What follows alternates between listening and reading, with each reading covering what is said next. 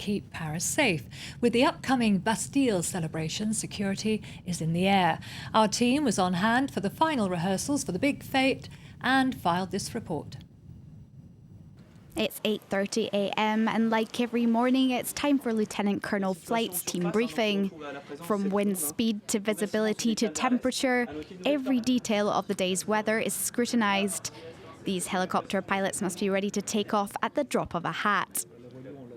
The Paris 6 squadron watches over Paris's skies with a mission to intercept any aircraft which could pose a threat to the capital. There are two zones which are forbidden. The inner Paris zone, where airspace is usually forbidden below a high altitude, and then there's a large zone around Paris which is forbidden for general and leisure aviation. When an aircraft enters a prohibited area, the alert is immediately triggered. In a matter of seconds, the pilots spring into action, soon joined by a team of snipers.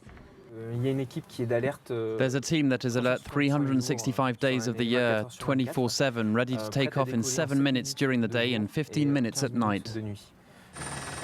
Once aboard their helicopter, the team receives their orders and details of the mission. Several minutes is enough to get in close range of the suspect aircraft. Most of the time, their mere presence is enough to scare off the offender. But if need be, these snipers can make warning shots and even down the device in cases of extreme danger and at the Prime Minister's order. But in 10 years, these men have never had to take a shot. On the 14th of July, monitoring is further increased. The squadron is joined by 5 reinforcement helicopters. On Sunday, 2 of these devices will fly over Paris at all times, ensuring a clear sky for the parade. At the starting point, 40 soldiers will be in place to choreograph this aerial ballet.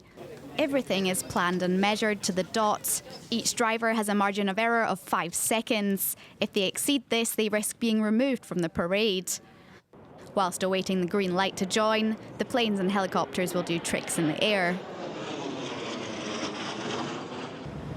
Far below, at the foot of the Arc de Triomphe, the ground troops will march to the Place de la Concorde. In the early hours of the morning, just days before the parade, it's time for rehearsals. This year, Paris has honoured African troops involved in the war in Mali. Soldiers from Chad, Burkina Faso and Ivory Coast will march side by side with the French soldiers. They're currently in the midst of a week of intense rehearsals supervised by the French military to ensure that the D-Day is perfectly synchronised.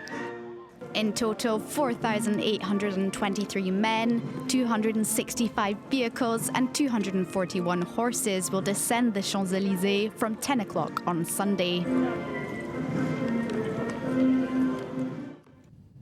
Time now for sports, and we're starting with the latest from the Tour.